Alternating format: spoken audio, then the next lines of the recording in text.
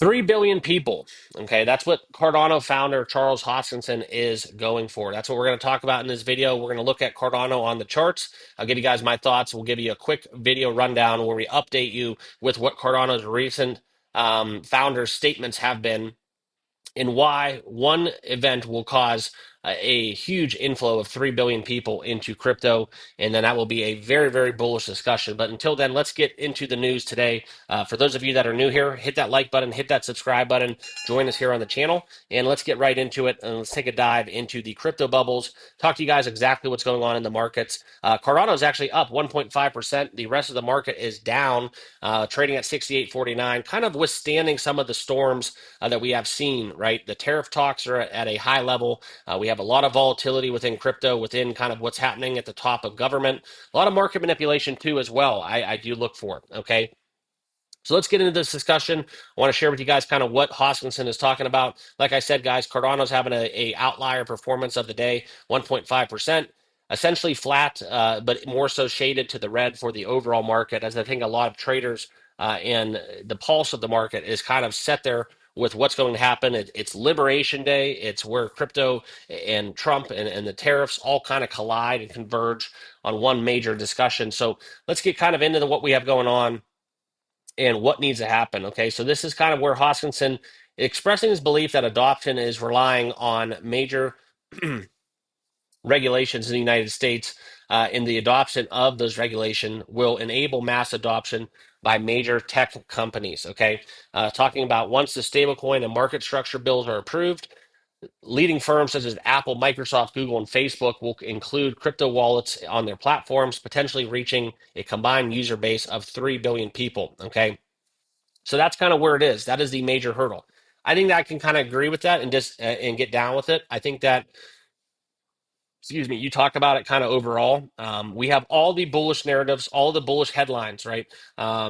Even kind of what we have going on from the Federal Reserve standpoint, the more macro, the whole kind of basis of where the economy is at right now. There's just so much ungodly volatility within digital assets because of what Trump's doing day in, day out, whether it's an executive order, whether it's a tariff, whether it's a Middle East or a Russia-Ukraine conflict. It's just something where it's very, very rough and rocky. Okay. And as traders, we just kind of have to weather the storm. There's a lot of people making money just swing trading, executing swing trades, kind of betting against the big news headlines. That's been very profitable as well.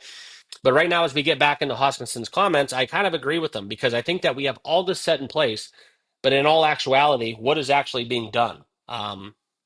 It's all kind of just hearsay and it's available, but there's no users taking advantage of it. And that's where we have to kind of rely on big tech and outside of the government to really kind of push that needle forward.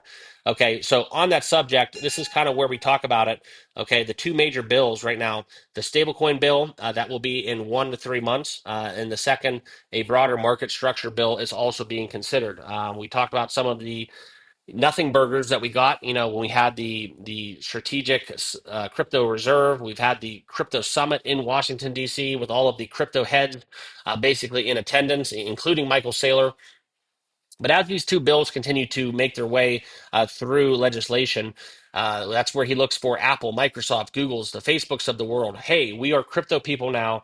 And that is something where it is a very smart comment because I think that that will kind of align with these companies integrating digital asset wallets into their operating systems and applications, right? And just to put it into full perspective, we've seen kind of, PayPal's done it. We've seen even X within Elon Musk, he's been trying to integrate into X payments, a way to involve crypto, but it has not actually kind of been full circle yet. And I think that once this does happen, this will kind of alleviate a lot of the concerns. It will make things cheaper for these companies. They have they have a kind of not just an initiative, but they also have an incentive to do so.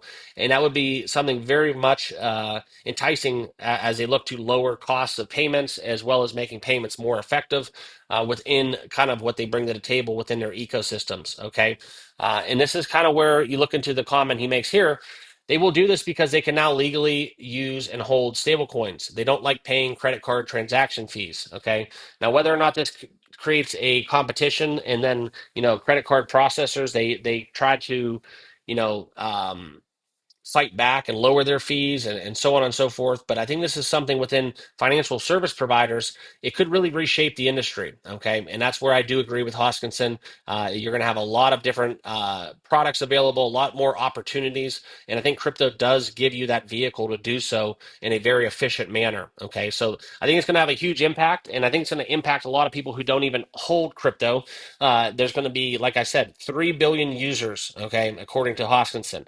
So you kind of have to look into it. I agree with the comments full heartedly.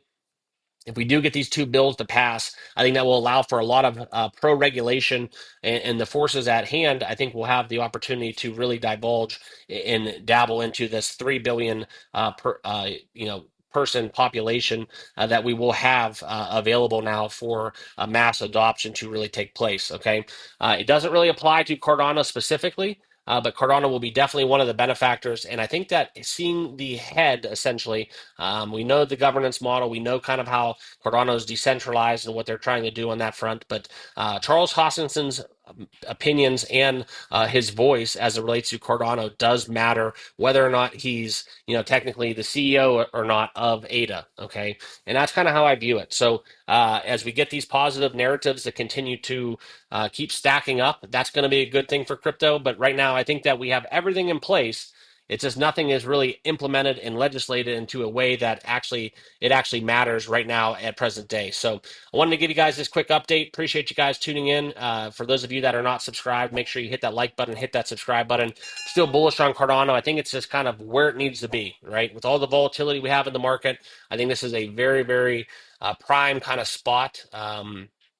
It could be worse, right? Think about this last year. Run the last 365 days back. A lot of the developments that we've made, a lot of the upgrades from a technological standpoint, everything for Cardano is really kind of bullish. It's just right now the biggest thing that's holding us back is not having users entering the fold. And this comment and these comments from Charles Hoskinson really does pave the way for that to eventually help the crypto markets and Cardano in turn. So appreciate you guys. Thanks for watching. Leave your comments down below. Do you agree with Charles? And we'll see you all in the next video. Cheers.